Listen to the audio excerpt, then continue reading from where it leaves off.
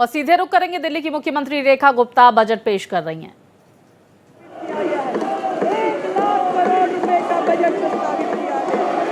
1 लाख करोड़ रुपए का बजट।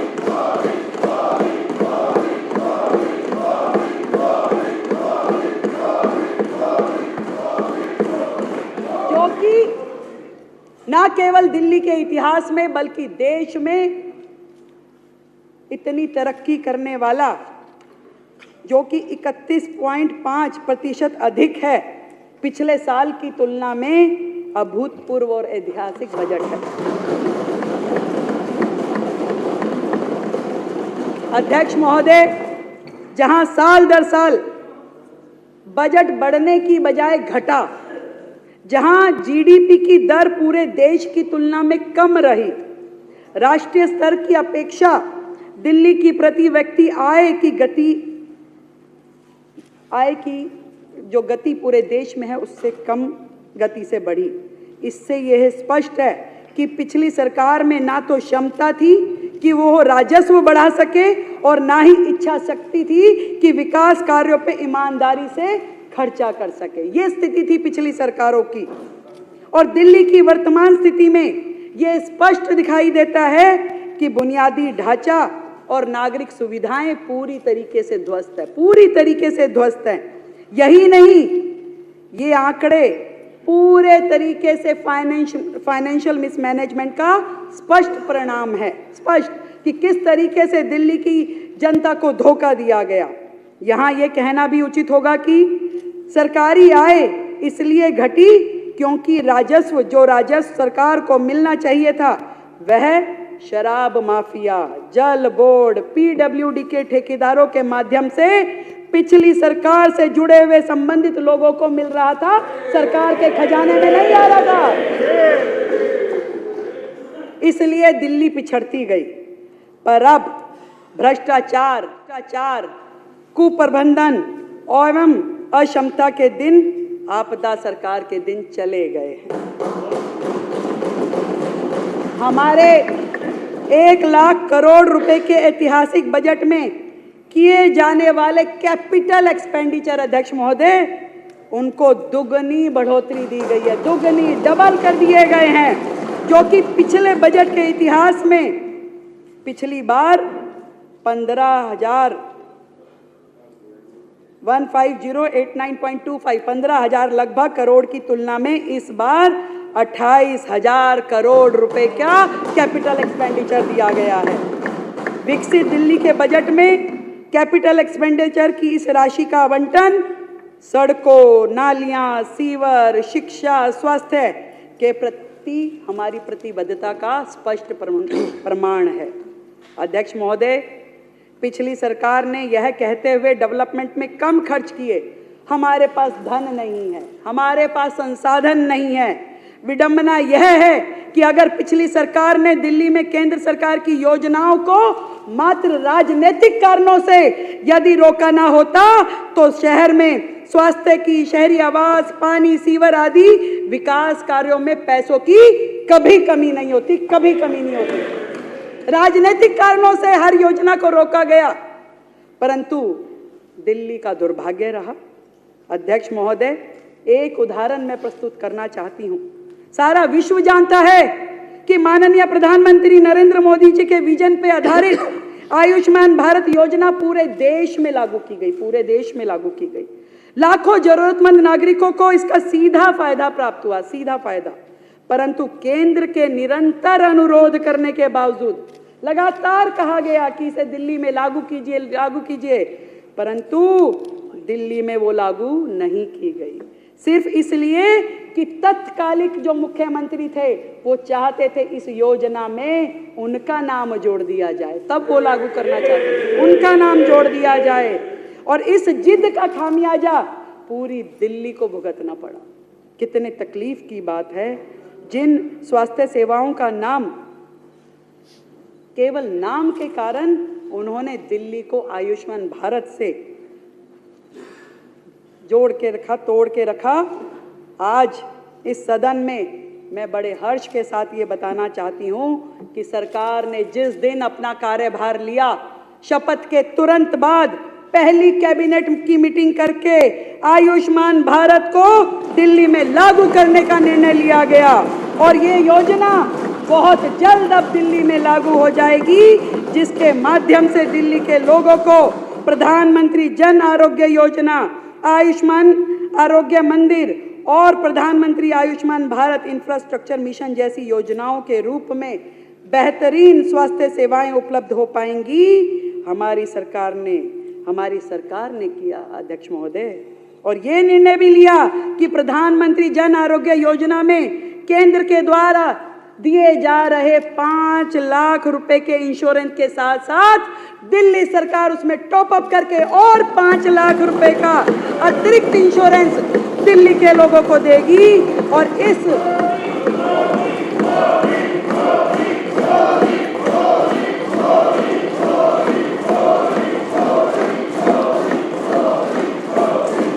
इस तरीके से दिल्ली की जनता को अब 10 लाख रुपए का इंश्योरेंस मिल पाएगा, और जिसके लिए हमने लगभग 2144 करोड़ रुपए आवंटित करने का प्रस्ताव किया है। अध्यक्ष महोदय, हमने अपने घोषणा पत्र में दिल्ली के प्रत्येक नागरिक के जीवन को बेहतर बनाने के आशय से 16 संकल्प घोषित किए थे और महिलाओं का सशक्तिकरण माननीय प्रधानमंत्री नरेंद्र मोदी जी के एजेंडा में पहला स्थान रखता है, हमेशा से पहला स्थान रखता है। वही एकमात्र व्यक्ति थे जिन्होंने जब 2014 में सरकार बनी तो लाल किले की दीवार पे वहां खड़े होकर के, जो लोगों के ध्यान में भी नहीं थी समस्या, पूरा का पूरा देश जिस ओपन डेफिकेशन से गुजर रहा था, प्रधानमंत्री जी ने महिला शौचालयों की बात करी और पूरे देश में शौचालय बनाए गए।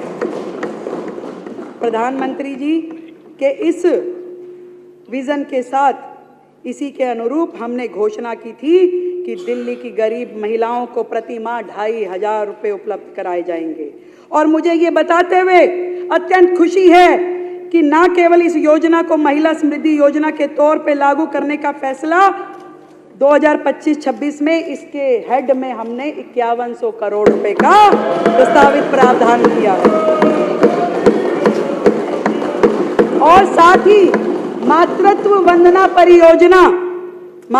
वंदना परियोजना के अंतर्गत जिसमें 21,000 रुपए गर्भवती महिलाओं को और 6 पोषण किट दी जाएगी, उसमें 210 करोड़ रुपए का प्रावधान किया है।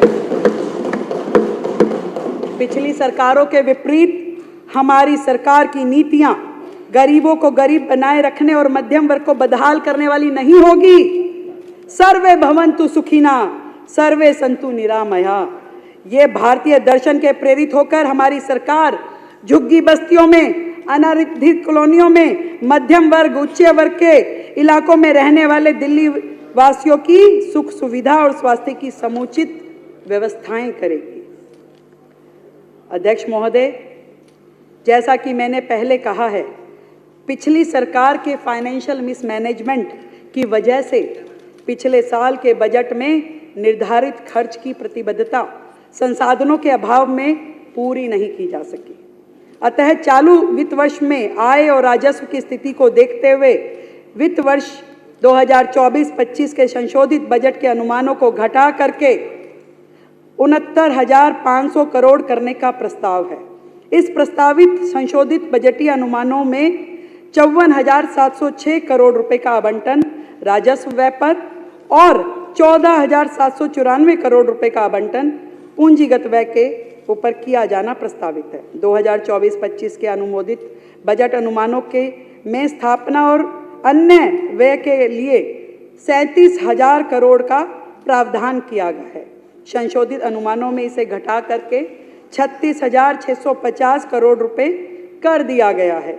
इसी प्रकार योजनाओं, कार्यक्रमों, परियोजनाओं के लिए अनुमोदित 39,000 करोड़ के संशोधित अनुमानों को घटाकर 32,850 करोड़ रुपए किया गया है।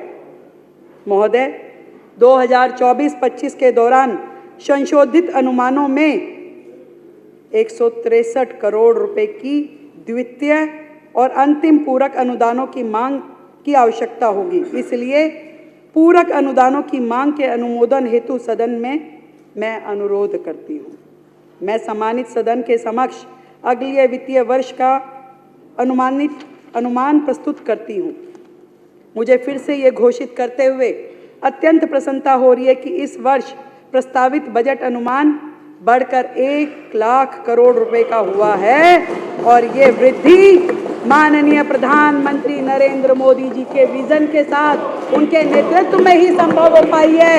ये बात कहने में आज इस हाउस के माध्यम से मुझे गर्व की अनुभूति हो रही है। वर्ष 2025-26 के प्रस्तावित 1 लाख करोड़ रुपए के बजट की वित्तीय आपूर्ति 68,700 करोड़ रुपए के टैक्स रेवेन्यू से। आप ये मत सोचिए ये पूरा टैक्स रेवेन्यू एक बहुत बड़ा हिस्सा जिसे हम खुद जनरेट करेंगे। टैक्स रेवेन्यू से 750 करोड़ रुपए के नॉन टैक्स रेवेन्यू, 15,000 करोड़ रुपए लघु ऋण से, 1,000 करोड़ रुपए केंद्रीय सड़क निधि से और 4,128 करोड़ रुपए केंद्र पोषित योजनाओं से, 7,348 करोड़ रुपए भारत सरकार के द्वारा सहायता अनुदान से और बाकी राशि ओपनिंग बैलेंस से पूरा किया जाएगा। और इस पूरे के पूरे बजट में 1 लाख करोड़ में 72% जो है वो राजस्व व्यय है, कैपिटल एक्सपेंडिचर है और 28% पूंजीगत व्यय है। ये मैं आपको बताना चाहती हूँ। अध्यक्ष महोदय, इस बजट में हमारी सरकार ने 10 मुख्य बिंदुओं को, फोकस एरिया जिसे हम कहें, 10 फोकस एरिया को मैंने लिया है। पहला, इंफ्रास्ट्रक्चर डेवलपमेंट, क्योंकि हम सब जानते हैं कि पूरी तरीके से दिल्ली को इस प्रकार से हमारे हाथों में सौंपा गया है जहां इंफ्रास्ट्रक्चर है ही नहीं। तो पहला हेड जिसमें बुनियादी सुविधाओं, पानी, बिजली और सड़क का विकास, इसे हमने लिया है। हमारा लक्ष्य है कि इस बजट से इंफ्रास्ट्रक्चर पे केवल बातें नहीं और एक मजबूत नींव दिल्ली में डाली जाएगी जिसमें स्मार्ट इंफ्रा, स्मूथ रोड्स और सीमलेस कनेक्टिविटी, अब यही होगी दिल्ली की पहचान। अब दिल्ली केवल सिर्फ ट्रैफिक जाम के कारण चर्चा में नहीं रहेगी, बुलेट स्पीड डेवलपमेंट भी इसकी हकीकत होगी। ऐसा बजट हम प्रस्तुत कर रहे हैं।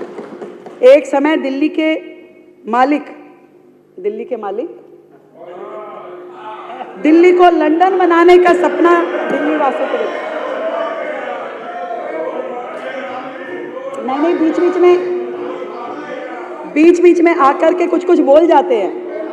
अभी कई दिनों बाद आए, फिर कुछ बोल के गए, बताऊंगी बाद में। दिल्ली को लंदन बनाने का सपना दिल्ली वासियों को उन्होंने बेचा, लेकिन टूटी सड़कें, ट्रैफिक जाम, इनकम्प्लीट प्रोजेक्ट ने इस महानगर को एक अराजक राजधानी बना दिया। विज्ञापन सरकारों ने इंफ्रास्ट्रक्चर के नाम पे केवल पोस्टर चिपकाए। जितना खर्चा योजना में नहीं होता था उससे ज्यादा पब्लिसिटी एक्सपेंस होता था, उतना होर्डिंगों में खर्च होता था, उससे ज्यादा। मैं ऐसी अनेक योजनाएं आपको बता सकती हूँ कि योजना के मद में कुछ नहीं था पर होर्डिंग का पूरा खर्चा था, अखबारों में पूरी ऐड थी, देश भर में थी। ऐसी सरकार जिसने धरातल पे विकास को ठप कर दिया। प्रधानमंत्री नरेंद्र मोदी जी की दूरदृष्टि से प्रेरित होकर यह बजट दिल्ली को आधुनिक, सुरक्षित और हाई टेक इंफ्रास्ट्रक्चर से सुसज्जित करने वाला बजट है। दिल्ली अब traffic free expressway, seamline connectivity, elevated corridors और स्मार्ट सर्वेलेंस सिस्टम्स के एक नए युग में प्रवेश करेगी। यह बजट मात्र संख्याओं का जोड़ घटाव नहीं है बल्कि विकास का संकल्प पत्र है जो दिल्ली को ग्लोबल इंफ्रास्ट्रक्चर हब की दिशा में एक ऐतिहासिक कदम बढ़ाने वाला है। ये बजट वो है। प्रधानमंत्री जी कहते हैं we must invest in infrastructure today for better tomorrow. आज बेहतर कल के लिए हमें आज सुदृढ़ आधारभूत ढांचे में निवेश करना चाहिए। प्रधानमंत्री जी कहते हैं, वो कहते हैं कि better infrastructure is about connecting dreams and accelerating progress. यानी बेहतर बुनियादी ढांचे का मतलब है सपनों को जोड़ना और विकास में तेजी लेके आना।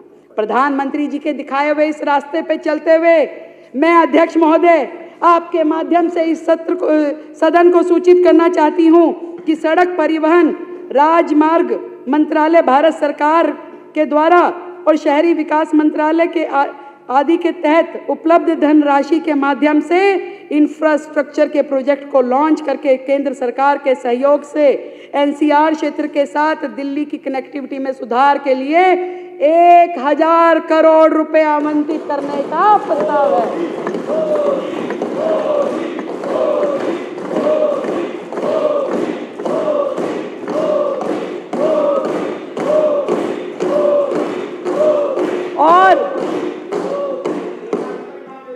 और सुरक्षा आवश्यकताओं को ध्यान में रखते हुए विशेष रूप से महिलाओं के लिए 50,000 अतिरिक्त कमरे लगाने का भी प्रस्ताव किया गया है। दिल्ली में सड़क और पुल इंफ्रास्ट्रक्चर के सुधार के लिए 3,843 करोड़ रुपए की राशि आवंटित की गई है। 3,843 करोड़ रुपए की योजना विभाग के अंतर्गत एक नई योजना शुरू करने का प्रस्ताव किया गया है और उसमें भी मुख्यमंत्री विकास निधि के रूप में 1400 करोड़ रुपए के बजट का प्रावधान किया गया है। जो पहले की सरकारों में खर्च नहीं होता था, पड़ा रहता था, वो आपको छोड़ो अपने विधायकों को भी नहीं देते थे, उनके भी प्रोजेक्ट फाइलें लटकी रहती थी। आप चिंता मत करिए, सबको काम करने के लिए फंड मिलेगा, सबको मिलेगा, चिंता मत कीजिए, सबको मिलेगा। 2025-26 में राष्ट्रीय राजधानी क्षेत्र दिल्ली के विकास के लक्ष्यों को प्राप्त करने के लिए इंफ्रास्ट्रक्चर प्रोजेक्ट के लिए केंद्र सरकार से वित्त पोषित परियोजनाओं के लिए योजना विभाग के तहत 1000 करोड़ रुपए का प्रस्ताव किया जा रहा है। आज हम एक बार फिर दिल्ली को नया रूप देने के लिए प्रतिबद्ध है। हम एक ऐसी मजबूत और पारदर्शी नींव रखेंगे जिसे फिर कोई कमजोर ना कर सके। हमारा सपना है एक समृद्ध सशक्त दिल्ली का, एक वैश्विक शहर जो हर चुनौती का सामना कर सके और दुनिया में नेतृत्व करने की क्षमता रखता हो, ऐसा शहर दिल्ली को बनाना है अध्यक्ष जी। देश की राजधानी होने के बावजूद दिल्ली का बहुत बड़ा हिस्सा आज भी झुग्गी झोपड़ी और जेजे कॉलोनियों में रहता है। पिछले कई वर्षों से भारी भरकम बजट रखा जाता था परंतु खर्च नहीं होता था और उनमें बेसिक सुविधाएं भी मुहैया नहीं करवाई गई। कितने दुर्भाग्य की बात है अध्यक्ष महोदय।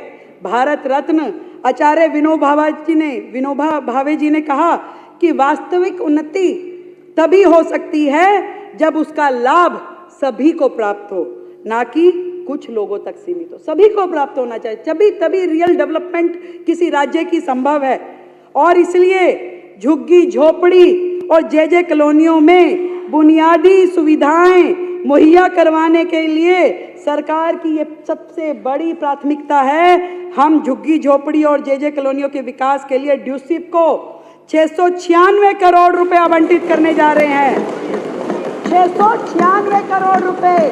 आज भी झुग्गी के लोग गंदे टॉयलेट ब्लॉक इस्तेमाल करने के लिए मजबूर हैं।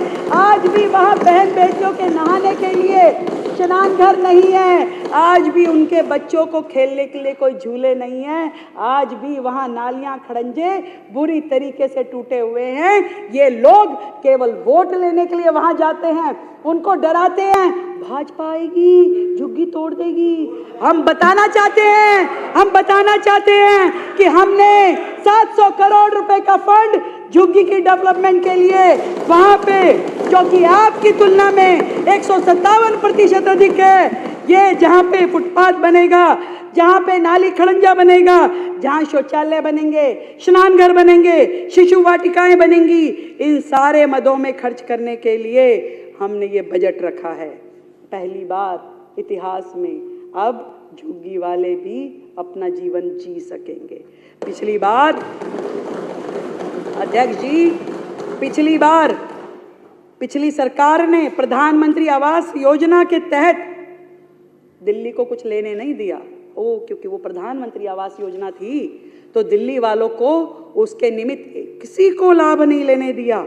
अब हमारी जो ये सरकार है, इस योजना को हम स्वीकार करेंगे ताकि हमारे शहरी गरीबों को इसका लाभ मिल सके। और इस योजना के तहत हमने 20 करोड़ रुपए का आवंटन प्रस्तावित किया है। इसी तरीके से हमने विधायक निधि में 350 करोड़ रुपए का प्रावधान किया। इन्होंने दिल्ली की ऐसी हालत नहीं छोड़ी, पर हमने प्रावधान पूरा किया। किसी विधायक को बजट की कमी ना हो, कागजों पे नहीं, पूरा मिलेगा। आपका तो केवल कागजों पे रहा, पूरा विधायकों को विधायक निधि पूरी दी जाएगी। ऐसा मैं आपके माध्यम से अपनी पूरे विधायकों को विश्वास दिलाती हूँ। भोजन कागजों पे था जनाब, कागजों पे था, किसी को ना मिला। अरे तुम्हारा दिल का दर्द बाहर निकल के आ रहा है संजीव भाई, ऐसे हमें पता है। और रिपोर्ट है मेरे पास पूरी कि आपके विधायकों में क्या खर्च हुआ। हमारे वाले तो फिर लड़ झगड़ के काम करवा गए। कोई नहीं। और भोजन हर इंसान की बुनियादी जरूरत है। आर्थिक रूप से कमजोर वर्गों को खाद्य सुरक्षा बढ़ाने और पोषण की स्थिति में सुधार लाने के लिए हम स्वर्गीय श्री अटल बिहारी वाजपेयी जी, जिनका ये जो वर्ष है, जन्म शताब्दी वर्ष है, दिल्ली में 100 जगहों पे अटल कैंटीन के नाम से पौष्टिक 100 जगहों पे जन्म शताब्दी वर्ष पे 100 जगहों पे अटल कैंटीन खोली जाएगी। और उस मद में 100 करोड़ रुपए का प्रावधान किया गया है। 100 करोड़ रुपए का यह बजट केवल सड़कों, पुलों, फ्लाईओवर के निर्माण का दस्तावेज नहीं है अध्यक्ष जी, बल्कि पूरी दिल्ली के भविष्य को फिर से सुधारने के लिए रोड मैप है। ये पूरा रोड मैप है। अब दिल्ली की सड़कें सिर्फ रास्ता नहीं बल्कि प्रगति की धमनियां बनेंगी। अब दिल्ली की कनेक्टिविटी सिर्फ ट्रैफिक सुधार नहीं, आर्थिक विकास का इंजन बनेंगी। और अब दिल्ली का इंफ्रास्ट्रक्चर सिर्फ निर्माण परियोजना का हिस्सा नहीं बल्कि समृद्ध और आत्मनिर्भर राजधानी की पहचान बनेगी। सच में बहुत फर्क है आप में और हम में, बहुत फर्क है। ठीक कह रहे हो, बहुत फर्क है। आप केवल वायदे करते थे, हम वायदे निभाते हैं। आप केवल वायदे करते थे, हम वायदे निभाते हैं। आप पीएम को, एलजी को, दूसरे राज्यों की सरकारों को गाली देते थे, हम मिलके काम करने के इरादे हैं। आपकी पढ़ी लिखी सरकार अपनी बुद्धि का उपयोग षड्यंत्रकारी योजनाएं बनाने में लगाती थी, षड्यंत्रकारी योजनाएं, पढ़ी लिखी सरकार। और हम दिल्ली की समस्याओं के निराकरण में अपनी समझ का उपयोग करने वाले हैं। बहुत फर्क है, बहुत फर्क है सर, बहुत फर्क है। आपने अपने लिए शीश महल बनवाया, हम गरीबों के घर बनवाएंगे।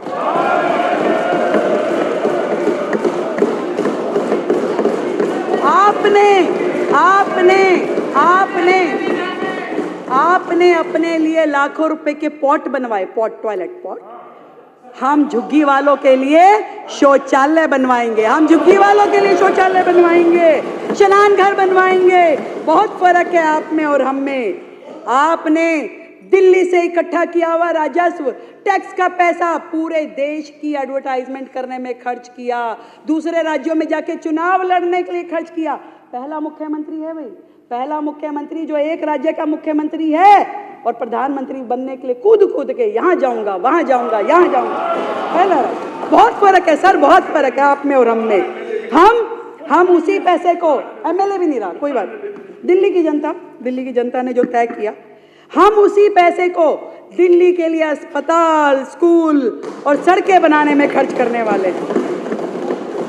आपने अधिकारियों के साथ हमेशा दुर्व्यवहार किया, सारी दुनिया जानती है, सबको पता है, परंतु हम अधिकारियों के साथ सामंजस्य स्थापित करके काम करने में विश्वास रखते हैं। बहुत फर्क है आप और हम में। आप हाथ की सफाई जानते हो, आप हाथ की सफाई जानते हो और कूड़े की सफाई तो हमें ही करवानी पड़ेगी, कूड़े के पहाड़ हमें ही उठवाने पड़ेंगे। बहुत फर्क है। आप केवल बातें बनाते थे, हम विकसित दिल्ली बनाएंगे। बहुत फर्क है, बहुत फर्क है। और ये भी बता दूं आपको कि कुछ देर की खामोशी है, कि कुछ देर की खामोशी है, फिर शोर भी आएगा।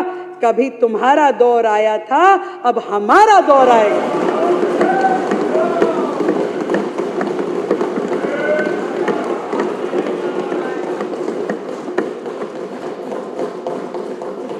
दूसरा सेक्टर जो मैं सोचती हूँ वो इंडस्ट्रियल डेवलपमेंट और इन्वेस्टमेंट प्रमोशंस का है। उद्योग और निवेश जो कि समृद्धि का रास्ता है अध्यक्ष जी, प्रगति का आधार है। और जहाँ उद्योग फूलते फलते हैं अध्यक्ष जी, वही समाज आगे बढ़ता है। जहाँ निवेश आता है तो ना केवल अर्थव्यवस्था मजबूत होती है, बल्कि रोजगार के नए द्वार भी खुलते हैं। अध्यक्ष जी, दिल्ली जो कभी व्यापार, संस्कृति, औद्योगिक गतिविधियों का केंद्र हुआ करती थी, बीते वर्षों में अव्यवस्था, लाल फीताशाही और कुप्रबंधन की वजह से औद्योगिक विकास की दौड़ में दिल्ली पिछड़ती जा रही है। कितनी बुरी स्थिति है कि एक अफसरशाही इतनी हावी हो गई है कि कोई भी छोटे से छोटा अफसर बड़े से बड़े व्यापारी को जाके धमका देता है, उसको टॉर्चर करता है। ऐसी दिल्ली में व्यापारी वर्ग कितना परेशान होगा आप समझिए, जिसके कारण से बड़े बड़े उद्योग ठप पड़े हैं। व्यापारियों के लिए एक नई नीतियों का इंतजार है। निवेशकों का दिल्ली पे से भरोसा टूटता गया और अब दिल्ली को व्यापार और निवेश के लिए देश का सबसे अनुकूल केंद्र बनाने के लिए हमने संकल्प लिया है कि हम ये काम करेंगे। आदरणीय प्रधानमंत्री नरेंद्र मोदी जी की सोच है ईज ऑफ डूइंग बिजनेस और मेकिंग इंडिया। इसकी तर्ज पे हम दिल्ली में नवाचार, उद्यमी अनुकूल और निवेश प्रेरित औद्योगिक क्रांति की नींव रख रहे हैं। अध्यक्ष जी, ये एक दिल्ली का नया अध्याय यहाँ से शुरू होने वाला है। ये बजट केवल नीतियों की घोषणा नहीं है, बल्कि व्यवसायियों को, निवेशकों और स्टार्टअप से वास्तविक राहत देने का ठोस रोड मैप होगा। भारत के संविधान निर्माता बाबा साहब डॉक्टर भीमराव अंबेडकर जी ने कहा था कि आर्थिक उन्नति एवं सामाजिक उत्थान की कुंजी औद्योगिकरण में है। औद्योगिक विकास बढ़ने से हम रोजगार दे सकते हैं, गरीबी कम कर सकते हैं तथा जीवन स्तर को ऊंचा उठा सकते हैं। बाबा साहब ने कहा था। हमारी सरकार दिल्ली में नई औद्योगिक नीति लेके आएगी अध्यक्ष जी, नई औद्योगिक नीति जो कि अभी तक नहीं है। इससे औद्योगिक अनुपालन के मुद्दों का समाधान होगा, दिल्ली में व्यापार करने में आसानी होगी। साथ ही एक नई वेयर हाउसिंग पॉलिसी को अंतिम रूप दिया जा रहा है, जो दिल्ली को सुरक्षित, संरक्षित और तेज वेयर हाउसिंग प्रदान करने के लिए उद्योगों की बड़ी जरूरत को पूरा करेगी। नई उद्योग नीति, नई वेयर हाउस पॉलिसी हमारी ये सरकार लेके आएगी। उद्योग विभाग दिल्ली में औद्योगिक क्षेत्रों के लिए रेगुलराइजेशन का प्लान भी लेके आएगा। साथ ही सिंगल विंडो सिस्टम लाया जाएगा, जिससे ईज ऑफ डूइंग बिजनेस को गति मिले। अध्यक्ष जी, शहरी कार्य मंत्रालय डीडीए के साथ परामर्श करते हुए लीज्ड इंडस्ट्रियल प्रॉपर्टीज जो हैं उनको फ्री होल्ड भी किया जाएगा।